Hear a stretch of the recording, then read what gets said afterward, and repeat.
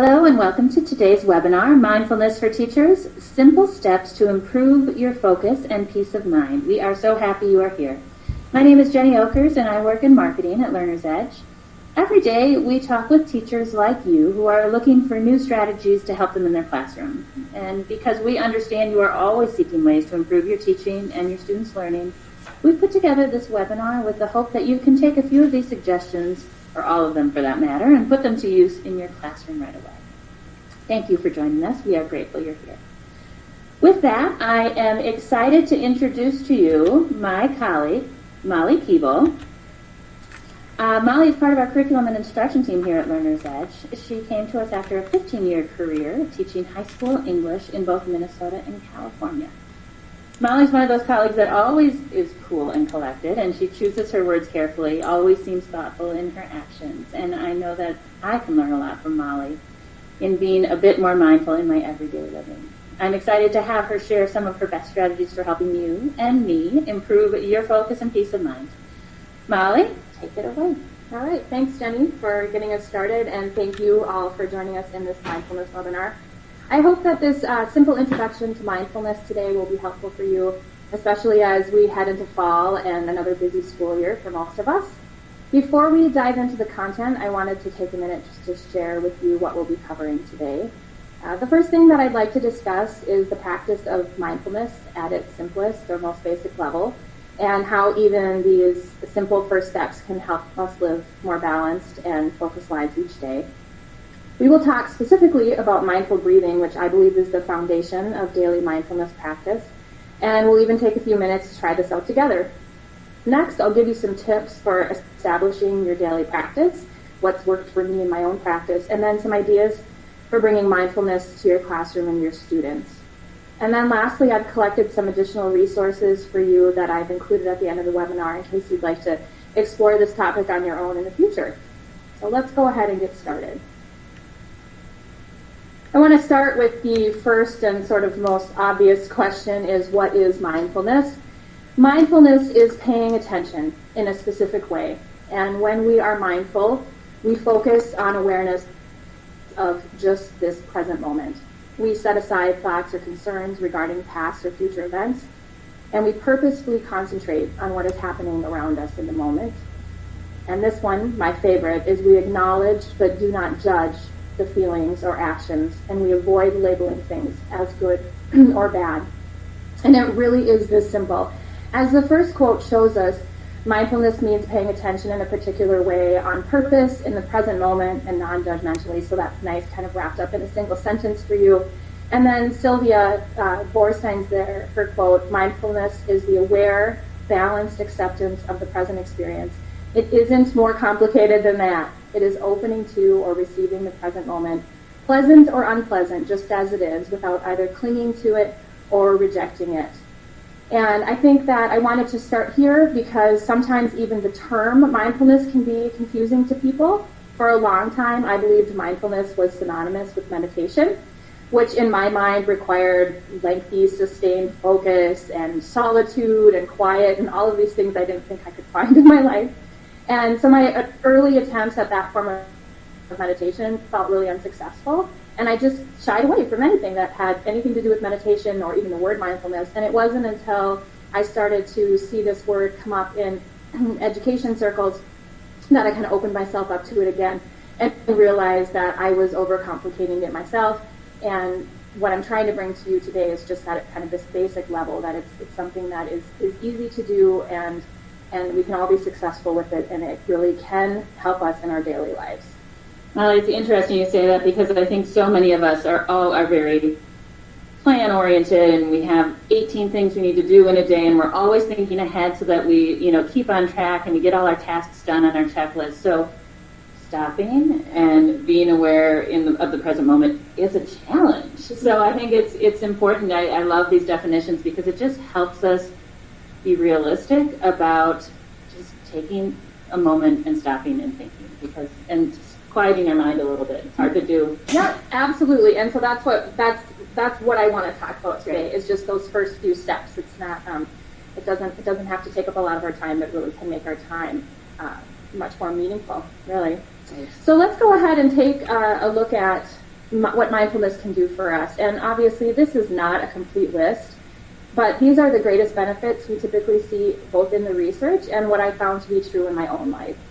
So the first thing that mindfulness can do for us is improve our focus. It allows us to hone our ability to focus on what matters and helps us manage multiple tasks in high-intensity environments. And obviously, as teachers, busy professionals, we are always finding ourselves in high-intensity environments. And obviously, if we can take a few minutes, as Jenny was just talking about, to bring ourselves back in focus throughout the day, that can really help us both professionally and personally. The next thing that I think is important about mindfulness is it helps us reduce that negative self-talk, or what is known sort of as brain chatter, what your brain is constantly doing, even when you may look still.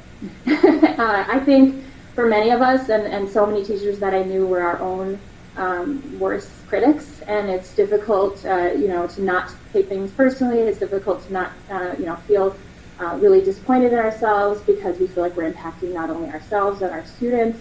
But when we practice mindfulness, that notion of non-judgmental awareness is so important, and it helps us stop judging a situation or a feeling as good or bad, and really allows us to just accept that feeling, and then rather than go around it, move through it and find a way forward. And I think that that's a really powerful aspect of mindfulness.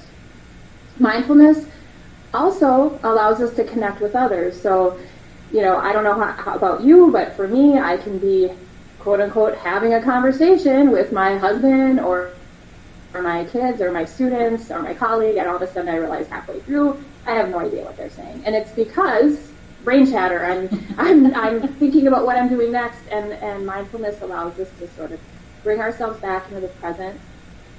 It's easier for you to realize when you are not focusing on a conversation or someone else, and you can bring yourself back into that moment.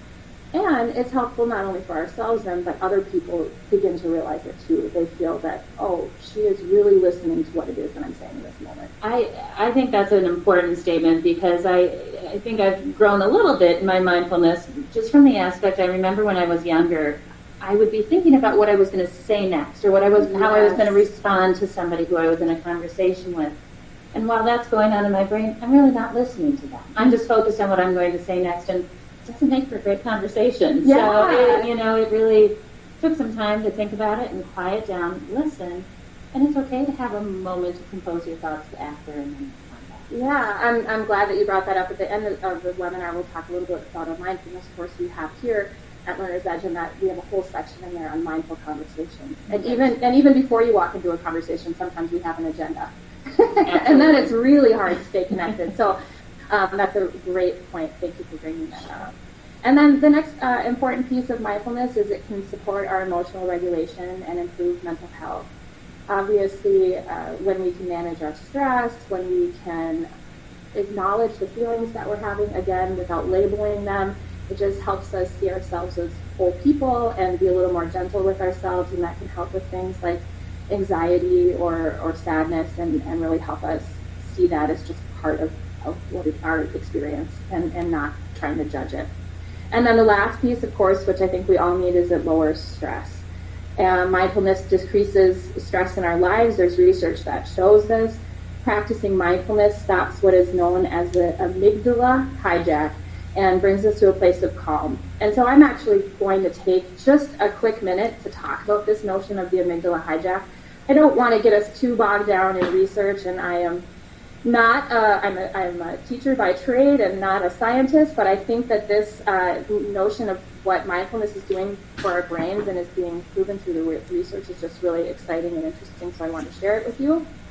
I think everybody pretty much knows the idea of fight, flight, or freeze when we're faced with a stressful situation, and that's also known as the amygdala hijack. So that's the part of the brain that sort of pops off, and all of a sudden we're having these uncontrollable, explosive, reactionary emotions: fear, crying, extreme stress. We might snap at someone. We might even get our students. We might see anger or yelling, and those things happen because of the way we're dealing with the stimulus. But practicing mindfulness can actually control that amygdala and help us have a more conscious and rational reaction to stressors in our lives. And what's cool and what the research has shown is that by practicing mindfulness daily and learning to take that breath before we react actually strengthens that rational part of our brain, that prefrontal cortex, and helps us reduce the number of amygdala hijacks we experience. It's almost like an exercise, right? Yes, I mean, it's yes. making your muscles stronger, your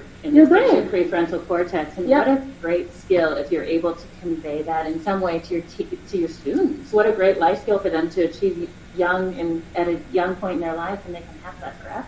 Absolutely, and especially young people whose brains are still really in that developmental stage. It's such a cool concept, and again, I'll talk about that a little bit later. There's this great video by Dr. Dan Segal called the hand model, and it explains this idea of the amygdala hijack using your hand, and it's such a simple concept. I think a 5-year-old could understand it. I think a 15-year-old would appreciate it. It's about a 3-minute video, which I've shared for you in the resources, but I just wanted to share this just because it's the one little piece of research I think is cool. I've also included some other research for you at the end if that is interesting to you. But I wanted to share that because I think that's really interesting, just that we can literally change our brains through this practice. I'm just impressed you said amygdala without stumbling like 8 times. That's a tough word. All right. So the next thing that I want to talk about, of course, is, yes, now we see the benefits of mindfulness. We know a little bit more about what it is. Why is it important for us, especially as teachers and those of us that are work in education? I don't think it's a surprise to anyone that teachers deal with a lot of stress. Here at Learner's Edge, I also evaluate and work with teachers every day. And I hear from them that their jobs are stressful and they continue to grow increasingly stressful with the pressures put on them.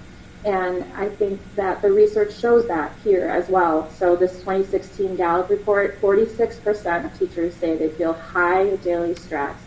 And between 30 and 40% of teachers leave the profession in the first 5 years. So those are very sort of sobering facts about the lives of teachers. And I think that it's, in addition to that, I wanted to share this piece from Dan Goleman, The Brain and Emotional Intelligence. And I read this in conjunction with some research on teachers, but he found in his own research that these are the top stressors at work for any professional, but they correlate strongly to the concerns of teachers. And the first is being treated disrespectfully, unfairly, or condescendingly.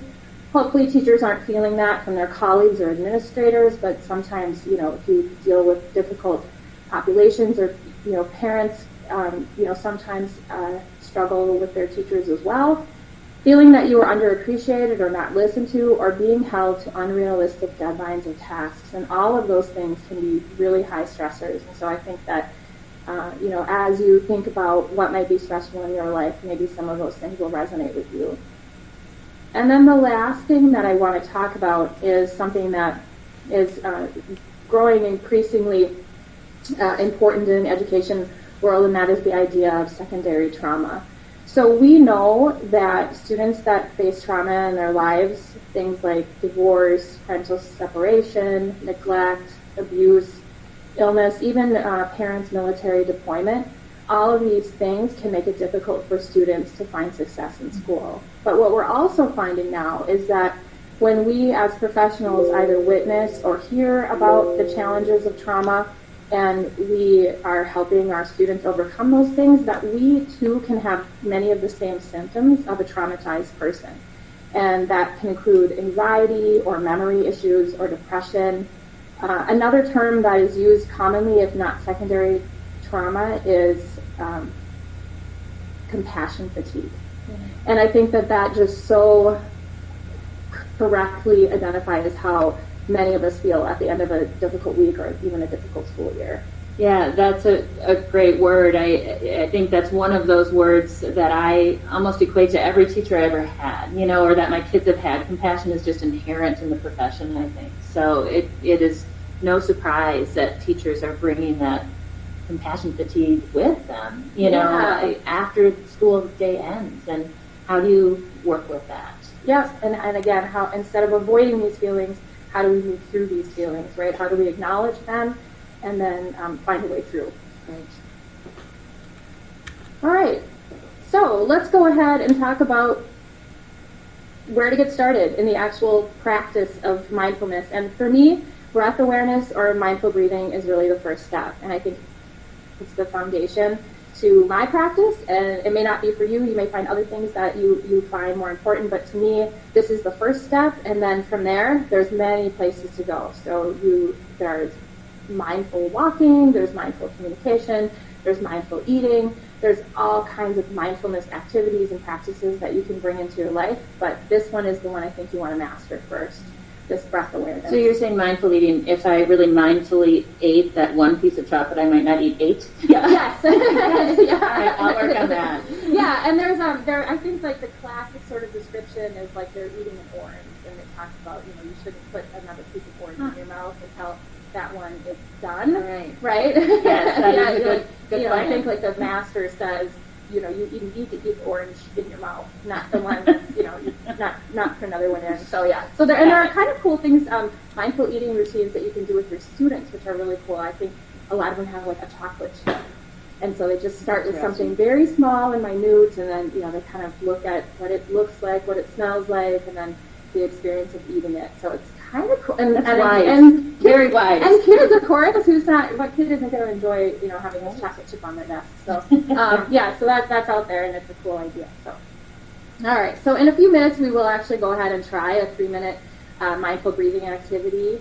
But first, I'd like to share with you a few ideas on what mindful breathing is. The first description there really resonated with me. This idea that my breath connects my brain and my body and grounds my scattered mind. Just that image was so powerful to me. And it was the first time I read a description of what mindful breathing was supposed to do for me. That really made sense to me. And even now, when I take a breath, I often think about sort of my breath coming in through my scattered head and kind of reconnecting with the center of my body, and it kind of gets me out of my head, and so I like that image. So there, that breath is the bridge which unites your body with your thoughts, and whenever your mind becomes scattered, use your breath as the means to take hold of your mind again. And just that idea that that's all you need. You just need your breath. You don't need anything else, nothing fancy. Another little piece I don't have here, but I thought was brilliant in one of my most recent readings, is our bodies know how to breathe. And there's a lot of mindfulness and meditation and breathing exercises out there that will teach you a specific way to breathe, belly breaths. Mm-hmm. I think you talked yesterday about single nostril breathing. Which I have not mastered. I said the single nostril breathing makes me feel like I'm underwater, so I need to continue to work on that. But I think you're right, though. I mean, you always say, even when you used to be in choirs or something, you breathe from your diaphragm, or maybe I'm messing that up, but it was always very, I was never sure if I was doing it right. So I like what you're saying, that just breathe. Yeah, exactly. And it's not to say that some of those other practices, people don't find real power in those, but again, I think so often we feel unsuccessful in something, or that doesn't make sense to me. And so they said, your body knows how to breathe. You know how to take a deep breath and have to feel good. Right? We don't need anyone to tell us how to do that. So if that's what feels good to you, and that's what allows you to drop your shoulders out of your ears for a minute, that's brilliant. So you don't have to go any farther than that. If you want to, by all means, but it really doesn't have to be more complicated than that.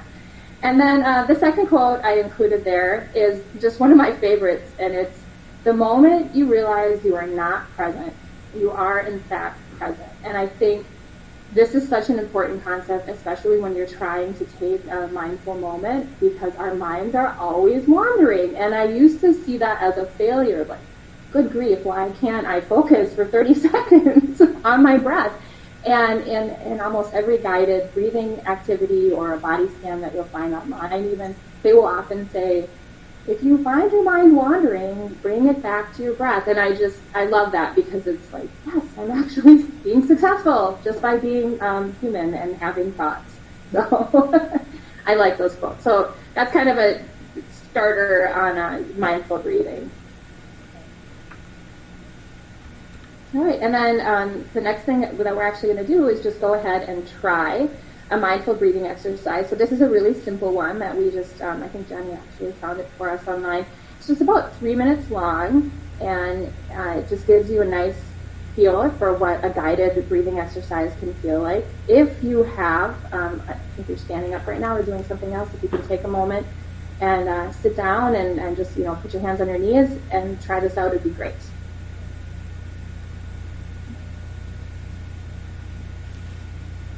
Mindful breathing. Close your eyes and rest your hands on your knees. Bring your attention to the touch of your body on your seat.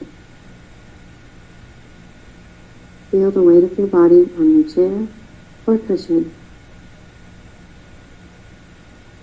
Make sure that your back is straight and that you're comfortable.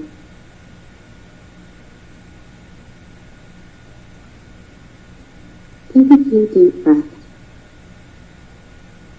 While you're breathing deeply, relax your shoulders, your stomach muscles, the muscles in your face, your hands, and your legs. Let go of all the tightness in your body.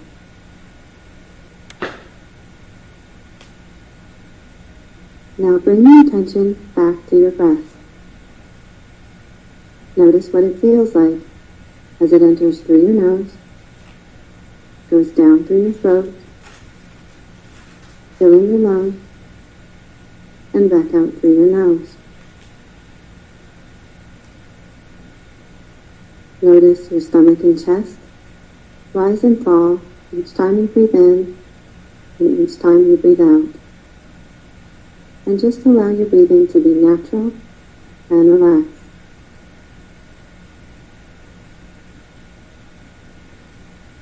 Now bring your attention to the feeling of your breath in your nose. Feel your breath as it comes in and goes out. Just focus on this sensation, paying attention to each time you breathe in and each time you breathe out. As you inhale, maybe your breath feels cool.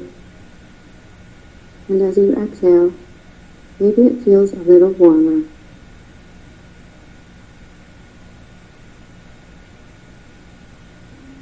When your mind wanders, or if you become distracted, just notice what's going on in your head, and then gently bring your attention back to your breath, going in and out. Focus on the feeling of your breath and allow thoughts and feelings to come and go in the background.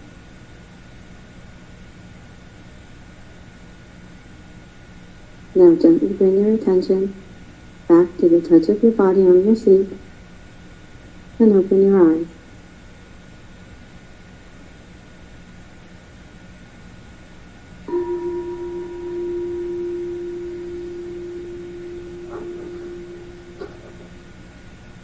Do you feel more relaxed? I do.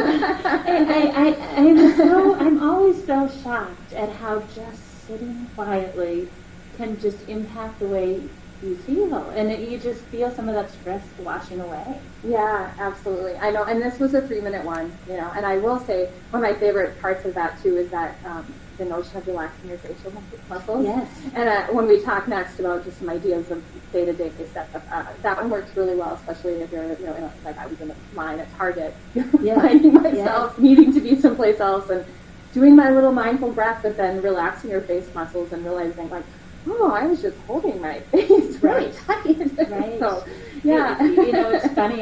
My son, when he was young, used to have a hard time sleeping, and sometimes through no research on my own, I would say, okay, squeeze your fists together, now relax. Just to try to get all the different muscles, and we kind of start, with his eyes and work his way down, and it always helps him kind of relax and get ready for bed. So, yeah, it is just amazing to be quiet and be present and try to let go of some of that stress. It's great. Yeah, and it doesn't take very long. So I think that's really cool. And I wanted to share this with you just because for me, that idea again of my breath connecting my mind and my body is still the most powerful part of mindfulness for me.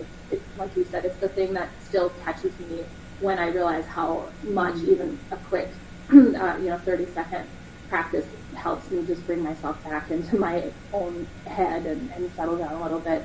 And it's interesting because I was, when I first kind of got into mindfulness, one of the first things I read about was this idea of email apnea.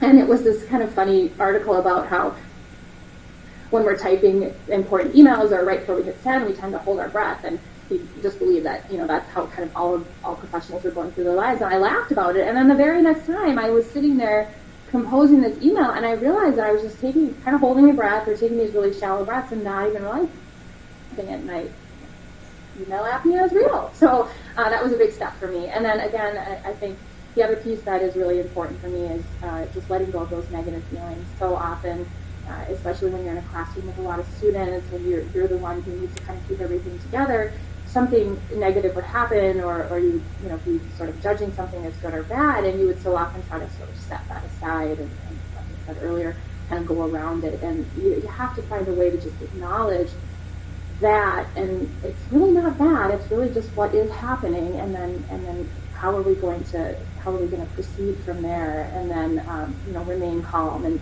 and bring our students back to that learning space as well. So I think that it's just really helpful for everyone, and especially when we bring it to our students, but even for ourselves. I think it's just a really nice grounding element in our lives. So, all right, so the next piece that I want to talk about are just some suggestions for you if you're interested in bringing mindfulness into each day. Obviously, these are the things that worked for me. If you go off and do your own research, you try some practices yourself, you may find other things that are more energizing for you. You may have the time or more dedication right now to work in longer meditations, or maybe you'll incorporate this into your own yoga practice or something else, and all of those things are wonderful. But these are great starting points. They don't take a lot of time, and I think you'll see a big impact just kind of working through these 4 things. The first thing that I think is important is to master the mindful moment, and that is basically what we just did, that breathing exercise, but condensed down to however long it takes you to do these things, which might literally be 10 or 15 seconds. And it's just stop, take a breath, with a breath that feels good to you, a deep breath, maybe 1 or 2, observe, just acknowledge what's around you, acknowledge what's there, open your eyes, look around, allow yourself to feel whatever it is you're feeling, and then proceed and be present in that moment. And especially in times of stress, or if you're dealing with a difficult environment, that can be so helpful for you in just having a more rational and helpful response, especially to other people who might be relying on you. The next piece is to find a 3 or a 5 or a 10-minute body scan that works for you. A body scan is very similar to the guided breathing that we just did, but it focuses on your whole body and does a little bit more of just helping relax each part of your body. So it's actually called a body scan. That's the reason I put that on there, because you can do a Google search yourself. There are videos that also include images. There's audio body scans. Jenny, you talked yesterday about an app. Yes, some apps. I use an app called Headspace. I just use the free version that just kind of walks you through some different focus areas. Yeah, and so find one that works for you. There are longer ones and there are shorter ones, and they all are a little bit different. Some have male voices, some have female voices, some have music or use tones or nature sounds. It might take you a few tries to find something that actually helps you relax. And some things to me seem a little bit goofy, and they just make me giggle instead of relax. So, but if you just take that, at least start with one, find one good one, and then explore from there. But don't think that you have to find a new one every single day, especially as you're just getting started, because you'll find it's harder to concentrate, especially if you find the recording distracting. I think that's interesting too, because I kept thinking, I have to do a different one every day, and you don't. You're right. You're exactly right. You can just redo the same body scan or the same breathing exercise. You can, if you find one that works, you can stick with it. Yeah, absolutely. And I've done some where they'll bring up something and it actually feels negative to me, and then I say like, I wish I would have done that one. I don't want to think about that right now. So, so take your time. The next one is develop a morning routine. I know that when I say morning routine, you can find great articles that tell you what you should do in the first 20 minutes of your day, the first 30 minutes of your day, but let's be realistic. We have to start somewhere, and most of us don't have that kind of time in the morning. So what I mean by a morning routine is literally the first 2 or 3 minutes of wakefulness in the morning. So find some way to set your intention for the day. For me, I wake up, I put my feet on the floor, I take a few deep breaths, I do that sort of stop, that mindful moment, and then I just think of something that I want to focus on that day. So it might be something that I want to do well. I'm going to have a good conversation with my colleague this morning about this, or I'm going to take a moment today to connect with this student. This is also a nice time to have a moment of gratitude, which we'll talk about next. If I can't think of anything specific and I'm kind of in a hurry, I just have a go-to phrase, and for me it's, today I will live joyfully. And that's it. I'm done, and I'm up, and I'm off, and it's just a nice way to feel like I did something for myself. Right? Yeah, it's interesting you say that. I do yoga very rarely, but when I do, and they ask me to set an intention, I'm like, huh. Yeah.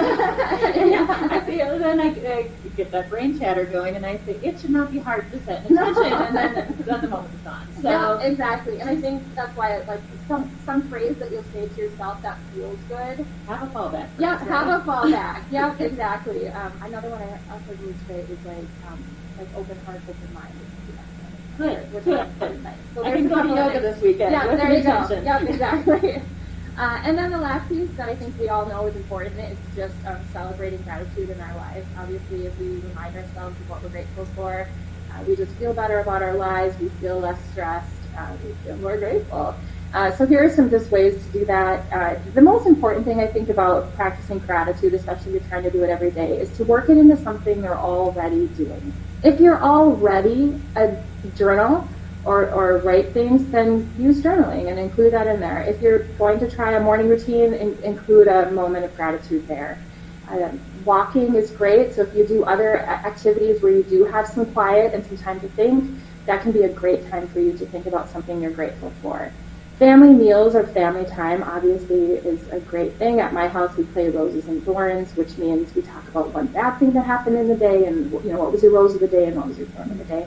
And that's another way to think about what you're grateful for. Gratitude jars are great. You can do those with your family. So you write something you're grateful for and put it in a jar, and then you can, it's kind of a colorful reminder. Classrooms can do that together. And then the photography piece I wanted to bring up just because Jenny and I talked about this in a previous webinar. If you use your phone to take pictures, which most of us do, what a great way to practice gratitude and just take a picture of something that makes you thankful that day. And it can be something really mundane, like the fact you were able to stop for a coffee that morning, right. Or your kids playing in the yard, a picture of, a bird flying by your window, you never see them or something. Molly and I are recording this webinar in a room at our office that we call the library, and it's up on an upper level. And when we were doing the breathing exercise, although we were supposed to have our eyes closed, I looked down. There's a beautiful tree, and it's starting to turn colors. And when the breeze is blowing, I mean, it is really calming and beautiful. And yes, I'm grateful for that. That lovely kind of turn into fall. It's very pretty. So you're right. Those visual representations can kind of bring you back to those moments. Yeah, and then, instead of using your phone to maybe look at social media, maybe instead you take a few minutes to just look back through your photographs for the day. And it's a nice way to sort of use your phone for something other than a complete distraction. Again. You could have done that in your line at Target as well. Right, I should have. It probably would have really helped me. Yeah. All right. Obviously, the next natural progression, I think, for most people who get into mindfulness is, I want to share this with my students because if I'm finding benefit in this, it's helping me remain calm and find some balance. Of course, it's going to help my students. So here are just a few quick ideas that I have for you about how to bring this into your class. This is not really my own recommendation. This is the recommendation that I've read in almost every article or book on mindfulness in the classroom, and that is to have your own practice in place first. So know what mindfulness is, know what it feels like, know what works for you, because it's just going to be easier for you to find things that work for your students. It's going to be easier for you to set that routine in your classroom if you already have a routine in your own life. And it just makes you a more kind of genuine practitioner. You're just going to have a better handle on how to help your kids navigate this sort of new way of calming themselves.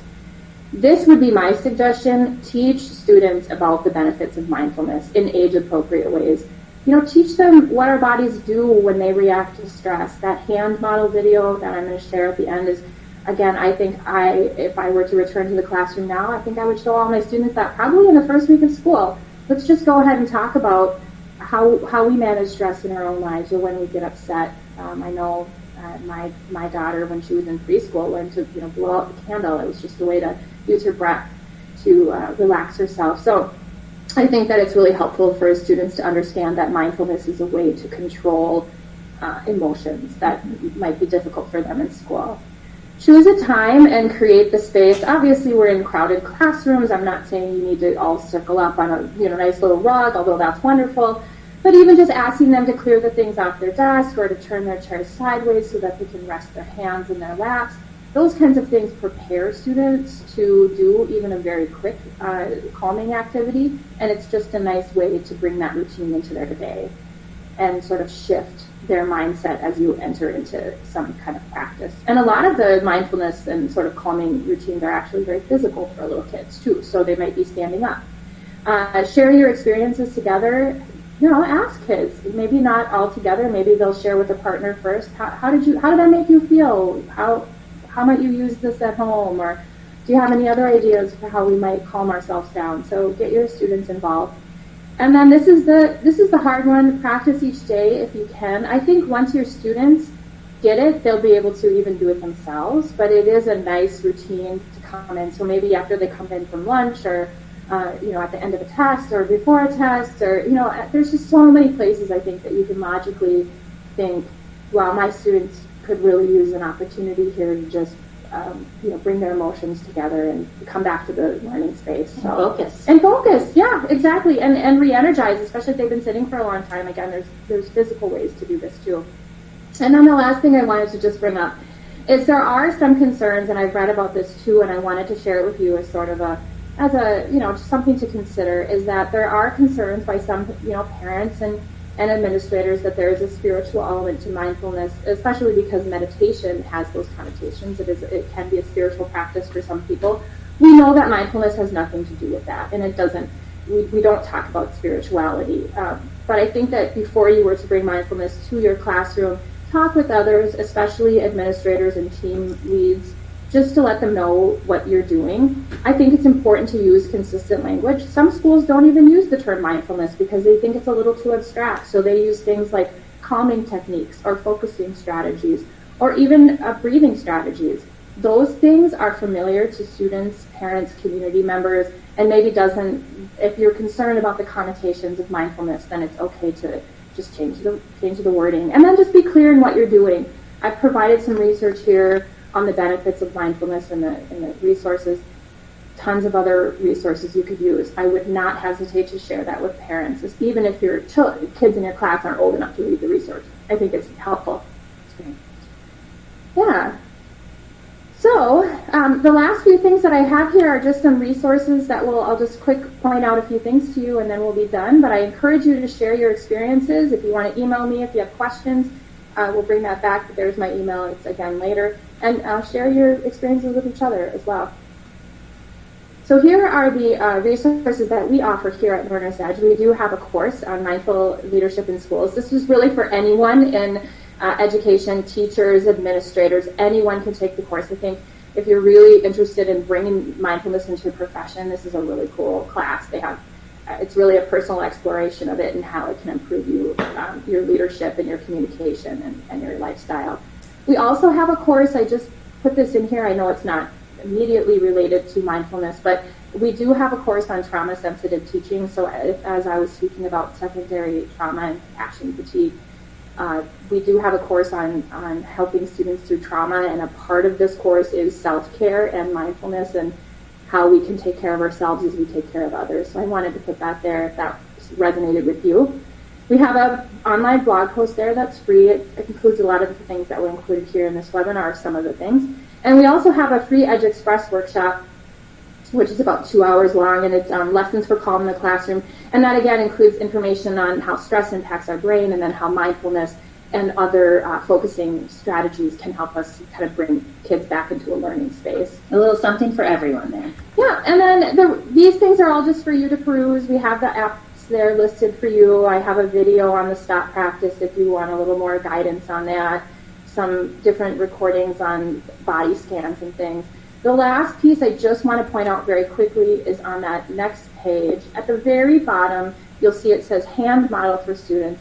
And I just wanted to point that out. That's the little video of how to explain stress or the amygdala hijack to students or to yourself if you want a little bit. So I just want to share that. Absolutely. As Molly mentioned, questions, she's happy to address any questions you may have or point you in the right direction. And last of all, we simply want to say thank you. Molly, a huge thank you to you for sharing all your great experiences and expertise. And to everyone who has joined us, thank you. We hope you found the resources valuable and that you enjoyed the presentation. Thank you so very much and have a great day.